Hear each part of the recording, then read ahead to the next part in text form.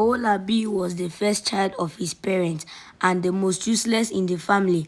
He had two brothers and three sisters. His two brothers, Yinka and Deji, were drunkards and lazy people, but they were not thieves and they had wives and children. The three sisters, Bokola, Ayo, and Bidemi, were nutritious gossips. They spread rumors like wildfire in the town. They knew and spoke about everything, both true and untrue. The town people said their mouths leaked like baskets. They were also very quarrelsome and could quarrel and fight without getting tired. The three of them married and had children, but had been sent home by their tired husbands. People said the family must be suffering from a curse. Laronde, people despised the family. Owolabi was a short man, about 4 feet 11 inches. He was as dark as the night and had eyes as terrible as the hawks. His hands and legs were shaped like a bow. The joke was that the bow-like hands were to help him grab things and hold them. The bow-like legs would help him to balance well as he carried his stolen items. He never married and had no children. There was nothing Owolabi would not steal. He would steal fowls, goats, sheep, dogs, clothes, cooked and raw food, money, water, firewood, plates, cups, pots, and spoons. Owolabi would steal anything. It was always said that wherever he passed, something would miss. But Owolabi was good, so nobody had caught him red-handed.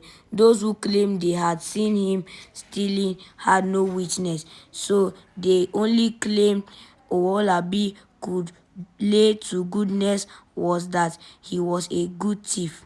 He became the terror of the town, a danger to watch out for. The saying that every day is for the thief, while one day is for the landlord, came true in the life of Owolabi. He was very busy digging up Baba Adeyemi's yams and filling his big basket with them. Ade the wine tapper saw him from the top of the tree and hurried down. He rushed to town and spread the news. The crowd went and surrounded the place. They were happy would at last catch the thief, but he still managed to escape from the farm, with the crowd pursuing and shouting, "Thief, thief!" They dragged him along, beating him and shouting abuses at him. Blood was flowing from different parts of his body, including his left eye. He would be a good and honest man from now, but he received more beating. Nobody was interested in what he was saying. They were only enjoying the pain he was feeling. They were taking him to the public square, where they would judge him and finally kill him. But some of the women were shedding tears. Few of the women were sharing tears. Came the sound of the sirens from mobile police trucks. The mobile policemen jumped down from the trucks and fired tear gas canisters at the crowd. The people scattered, screaming and covering their eyes. Owolabi was left bleeding and screaming. The policemen threw him into the truck. They quickly arrested some of the people and drove to a police station in the neighboring town. The people were put in a cell while Owolabi, by now almost unconscious, was rushed to a nearby hospital. In the cell, the arrested people were asked to come before the president and say why they were there. They said that they had caught and beaten a notorious thief. "What?" shouted the people in the cell. "You caught and beat our brother." They became angry immediately and started beating them. They had committed 2 offenses. They had brought nothing for their seniors in the cell, and they had caught and beaten their brother. They knew people were only saved by the policemen, who heard their cries and rushed to rescue them. They were taken to an empty cell. Chief Adejumo Adetunji came with 4 assistants in the evening to bail the arrested townsmen.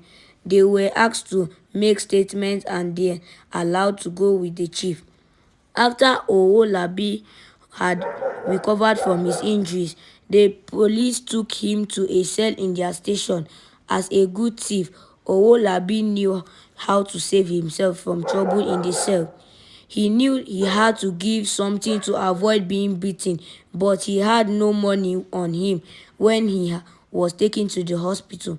He knew that after the hospital, the next place would be the cell. He must do something fast. A good chance soon came. A man on a nearby bed brought out a huge sum of money under his pillow.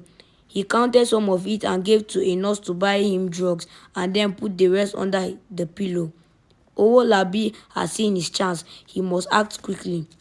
The policeman guarding Owolabi was sleeping and snoring. The room was hot and the man with the money was sweating and fanning himself. I must act now or never, thought Owolabi. He sneezed and drew the man's attention. Will it not be better for you to go to the veranda and get fresh air? He suggested. I think you are right. This place is very hot and this hand fan only blows the hot air in the room, said the man. The moment the man left for the veranda, Owolabi noiselessly left his bed. He went to the man's bed, lifted up the pillow and carefully took 10-15 naira notes. The man would not easily discover the thief. He quietly went back to his bed and quietly hid the money under his pants. The policeman was still snoring. Owolabi gave the money to his seniors in the cell. They were very happy. Nobody had come into the cell with such an amount before. This must be a very big brother. When they asked him what brought him to the cell, he did not want to tell them the truth. He knew they had respected him because of the money he gave them. He wanted them to respect him more. Telling them that he was caught digging up someone's yam would not get him that respect. So he tried to make up a fantastic story. Wetin carry you come here, big brother? Someone asked again. Me, I go governor house, I kill him wife, I kill him son, I come thief him money and car. Owolabi lie. They started rejoicing, lifting him up and running around in the cell. Nobody had done that kind of thing among them, not even their president. They quickly disposed the president and made Owolabi their president. They had no way of hearing news of events in society, so they could not verify Owolabi's story. 2 days later, Owolabi was brought out to make a sentence. He could not write, so a policeman wrote down his statement. He denied stealing anybody's yam. He was trying to catch a rodent in the bush when people suddenly came and started pursuing him. He was not a thief. The policeman beat him, trying to make him confess, but Owolabi was a hardened thief. Not even hours of torture could make him confess. 1 month later, Owolabi was brought before a magistrate, Miss Funke Idowu. He was charged with stealing one Baba Adeyemi's yam. Owolabi was brought to the dock. He was a pagan, so he swore by a cutlass that he would tell the truth, the whole truth, and nothing but the truth. He then went on to tell all the lies his mind could think of. He was not a thief. The people just hated him. He was walking along a path to the stream when the people came and started pursuing him. He was an honest man. The police brought the statement he had made to show that he had told a different thing in court. He was lying. 8 witnesses were in the court. They were brought one by one to the witness box to give their evidence. The Christians among them swore by the Bible. The Muslims swore by the Quran. The pagans swore by the Cutlass. They were to tell the truth, the whole truth, and nothing but the truth. When a witness was giving evidence, others would be kept far from the courtroom so that they would not hear what the person was saying. They all narrated how they had seen Owolabi digging up Papa Adeyemi's yam. He had run away and they had pursued and caught him. The wine tapper was one of the witnesses. Owolabi's lawyer could not help him. He only asked the magistrate to temper justice with mercy. He was sentenced to 3 years imprisonment with hard labor. Owolabi was not all that clever, but he was a lucky one. After he had spent 6 months in prison, 20 heavily armed criminals attacked the prison, killing 5 warders and injuring 8. This set him and other prisoners free. The rest of the warders disappeared. The invaders were members of a notorious gang. 4 of their members were shot dead by the police in a bank robbery operation and 5 were captured. The captured 5 were tried in a law court. They refused to mention the names of other members of their gang in spite of threats and promises. This act of loyalty compelled their free members to also consider it an act of loyalty to attack the prison and set them free. Owolabi ran to Maiduguri in Borno State. He wanted to run as far as possible from the long arm of the law. Owolabi settled down among the Kanuris. He quickly learned Hausa and Kanuri languages.